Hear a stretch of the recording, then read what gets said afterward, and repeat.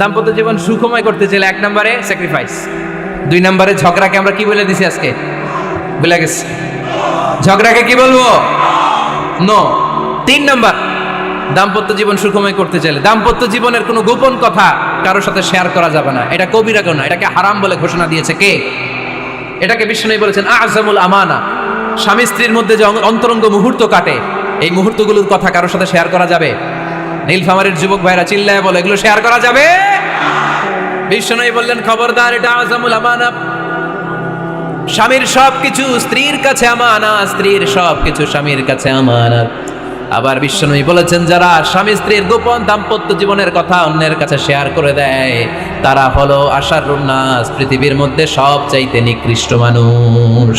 এরা নিকৃষ্ট, এদের চাইতে নিকৃষ্ট আর কেউ হতে পারে না। উলাইকা কাল আনআম বাল হুম আদাল। এরা পশুর চাইতেও নিকৃষ্ট, যারা স্বামী স্ত্রীর প্রাইভেট কথা, পার্সোনাল কথা মানুষের কাছে বলে বেড়ায়। আর সিবাউ হারাম, এই গোপনীয় সব কথাগুলোকে অন্যের কাছে প্রকাশ করা হারাম করেছে কে? চিল্লায় বলতে হবে কে? তাহলে খবরদার, নিজেদের দাম্পত্য জীবনের কোনো কিছু অন্যের সাথে শেয়ার করবেন না। আমাদের বোনরা অনেক সময় একসাথে বসলে পেটের কথা, পিঠের কথা সব বলে ফেলায়, আছে না নাই? না বোনেরা, সব শেয়ার করলেও আপনাদের দাম্পত্য জীবনের কোনো কথা কখনো কারোর সাথে শেয়ার করতে পারবেন না। 4 নম্বর ফর্মুলা হচ্ছে অহেতুক সন্দেহ পরিহার করতে হবে। অনেক স্ত্রী আছে স্বামীরা খালি সন্দেহ করে, আছে না নাই? নীলফামারীতে এই সমস্যা নাই, আছে? এই যে ভুক্তভোগী পাওয়া গেছে, আছে না নাই? আছে, খালি সন্দেহ করে। এই তুমি ওদিকে তাকাই লাগেন, ওই বেটের দিকে তাকাই লাগেন, এই তোমার মোবাইল দাও, কারে ফোন দিলা দেখি, এই ফেসবুকের পাসওয়ার্ড দাও দেখি কি করছে, দেখি মেসেঞ্জারে কার সাথে চ্যাটিং করছে, আছে না নাই? এই যে অহেতুক সন্দেহ আপনার ফ্যামিলিটারে জাহান্নামে টুকরা বানায় দিবে। আবার অনেক স্বামী আছে স্ত্রীকে খালি সন্দেহ করে, এদিকে তাকালে সন্দেহ করে, ওদিকে তাকালে সন্দেহ করে, বাসায় থাকলেও সন্দেহ, বাইরে গেলেও সন্দেহ, এরকম আছে না নাই? না, অহেতুক সন্দেহ এটা পরিহার করবেন। এই সন্দেহ খুব খারাপ জিনিস। আমি ব্যক্তিগতভাবে অনেক কেস এরকম হ্যান্ডেল করেছি। এসে বলে হুজুর খালি সন্দেহ করে, এটা একটা রোগ। এটা কি? আপনার ফ্যামিলিটারে শেষ করে দেয়। এজন্য অহেতুক সন্দেহ পরিহার করবেন। হ্যাঁ, সত্যি যদি পরকীয়ার কোনো ঘটনা ঘটে থাকে ওটা নিয়ে বসেন, ফেস টু ফেস কথা বলেন, ফ্যামিলি মিটিং করেন, সরাসরি সেটেল করার চেষ্টা করেন। কিন্তু অহেতুক সন্দেহ একটা রোগ। এই রোগ থেকে আল্লাহ তুমি দাম্পত্য জীবনকে বাঁচাও, আমরা আওয়াজ করে পড়বো আমিন। 5 নম্বর, স্বামী স্ত্রী একে অপরকে আল্লাহর বিধান স্মরণ করায় দিবে। স্বামী যদি ফজরের সময় ঘুমায় থাকে, স্ত্রীর ডেকে দেওয়ার দরকার আছে না নেই? আবার স্ত্রী যদি ঘুমায় থাকে, স্বামীর ডেকে দেওয়ার দরকার আছে না নেই? কোন স্বামী যাবে জান্নাতে, তার স্ত্রী যাবে জাহান্নামে, আবার স্ত্রী হবে জান্নাতি, স্বামী যাবে জাহান্নামে, এরকম আমরা চাই নাকি? আমরা যখন জান্নাতে যাব, আমার স্ত্রীর হাত ধরে একসাথে জান্নাতে ঢুকতে চাই, ঠিক কি না? আবার আমার স্ত্রী যখন জান্নাতে যাবে, সে একা ঢুকতে পছন্দ করবে? এজন্য আমরা দুনিয়াতে যেমনি এক ছাদের নিচে, এক জায়গায়, এক বাড়িতে, জান্নাতেও আমরা এক বাড়িতে থাকতে চাই। আওয়াজ করে বলতে হবে ঠিক কি না? এজন্য গবেষকরা বলেছে স্বামী স্ত্রীর ভালোবাসাটাকে তারা বলে লাভ পিরামিড। কি পিরামিড? লাভ পিরামিড। এই ত্রিভুজ আকৃতির। কি রে ভাই? আচ্ছা, লাভ পিরামিড, ত্রিভুজ আকৃতির, ট্রায়াঙ্গেল। আপনারা ত্রিভুজ চিনেন? কথা কয় না। ত্রিভুজের কয় কোণা? কয় কোণা? 3 কোণা। এই যে এরকম, তাই না? এজন্য স্বামী স্ত্রীর ভালোবাসাটাকে বলে লাভ পিরামিড। উপরের সমুদ্রের মতো না, উপরে থাকে আল্লাহ, আর ডানে স্বামী বা স্ত্রী, এই 2 কোণায় স্বামী স্ত্রী, আর উপরের কোণায় আল্লাহ। স্বামী স্ত্রী যদি আল্লাহর আনুগত্যের দিকে যেতে চায়, যতই তারা the couple come to Allah, they come closer to each other. তারা যদি আল্লাহর কাছাকাছি যায়, তারা নিজেরাও কাছাকাছি হয়, ঠিক কি না? তারা আল্লাহর কাছে যেতে যেতে যেতে যেতে আল্লাহর ইবাদতে যদি একেবারে আল্লাহর কাছে চলে যায়, তারা নিজেরাও কাছাকাছি চলে যায়, ঠিক কি না? আর তারা আল্লাহর আনুগত্য থেকে যত দূরে সরে, তারা নিজেরাও নিজেদের থেকে তত দূরে সরে পড়ে। চিল্লায় বলেন ঠিক কি না? লাভ পিরামিড এটা। এজন্য the closer the couple comes to Allah, the closer the couple comes to each other. Couple স্বামী স্ত্রী আল্লাহর ভালোবাসা নিজের মধ্যে যত গাঢ় করবে, আল্লাহর আনুগত্য যত বেশি করবে, আল্লাহর ইবাদত যত করবে, নিজেরাও তত কাছাকাছি আসবে। আর আল্লাহরে যত ভুলবে, নিজেদের মধ্যে বড় বড় ফারাক করে দিবে কে? তাহলে এই 5টা বিষয় স্বামী স্ত্রীর উভয়ের উপর বর্তায়। এগুলো মেনে চললে দাম্পত্য জীবনকে সুখময় করে দিবে কে? আল্লাহ। এবার আমরা শুনবো আমাদের বোনদেরকে, যে ডান দিকে আমি শুনলাম আমাদের বোনদের বিশাল প্যান্ডেল, আছে না নাই? আচ্ছা, আজকে বোনদের দিয়ে শুরু করি।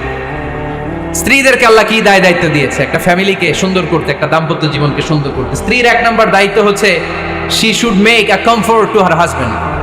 স্ত্রীর উচিত স্বামীর জন্য ঘরটাকে প্রশান্তির নীড় বানিয়ে রাখা। কি বানিয়ে রাখা? প্রশান্তির নীড়। স্ত্রী হওয়া উচিত এমন যাকে দেখলে স্বামীর চোখ জুড়ায়, স্বামীর প্রাণ জুড়িয়ে যায়, স্বামীর হৃদয়টা ঠান্ডা হয়ে যায়, ঠিক কিনা? আর স্ত্রীর দিকে তাকালে যদি মেজাজ গরম হয়ে যায়, মেজাজ খিটখিটে হয়ে যায়, ঝামেলা আছে না নাই? ঝামেলা আছে। এজন্য মেহরবানি করে আমাদের বোনরা যারা এমন কোনো কাজ করবেন না যেটা স্বামীর মেজাজকে খিটখিটে করে দেয়, কারণ আল্লাহ তাআলা আপনাদেরকে তৈরি করেছে লিতাসকুনু ইলাইহা। স্বামী আপনার কাছে গেলেই যেন তার হৃদয়টা প্রশান্ত হয়ে যায়, ঠিক কিনা? অনেক স্ত্রী আছে না জেনে না বুঝে স্বামীর সাথে এমন খিটখিটে মেজাজ দেখায় যেটা স্বামীর জন্য মেনে নেওয়া কষ্টকর। আমি একটা জরিপে পড়েছি, পৃথিবীর অনেক স্বামী স্ত্রীর কারণে হার্ট অ্যাটাক করে মারা যায়।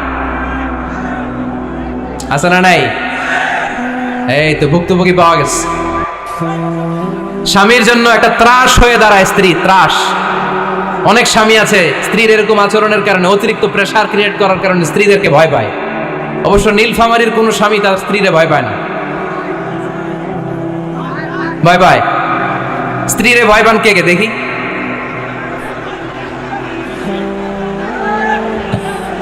ভয় পান আপনারা? ভয় পান? হ্যাঁ, এক অফিসের বড় সাহেব তার স্ত্রীরে খুব ভয় পায়, প্রচন্ড ভয় পায়। তো সে মনে মনে ভাবলো, দেখি আমার অফিসের যারা স্টাফ আছে, ম্যানেজাররা আছে, এরা কতটুকু ভয় পায়, এরা ভয় পায় কিনা। তো একদিন সকালবেলা অফিসের সব স্টাফগুলোর একসাথে দাঁড় করায় বলতেছে, এই আপনারা যারা যারা আপনাদের স্ত্রীদেরকে ভয় পান তারা ডান দিকে যান, আর যারা স্ত্রীকে ভয় পান না এরা বাম দিকে যান। অফিসের সব কর্মচারী ডান দিকে চলে গেছে, সবাই ভয় পায়, একজন শুধু বাম দিকে। বাম দিকে কয়জন? ভয় পায় না। আর যারা ভয় পায় এরা ডান দিকে, ডান দিকে সবাই। তো বড় সাহেব ভাবছে, আলহামদুলিল্লাহ আমার অফিসে একজন হইলেও বীর পুরুষ আছে।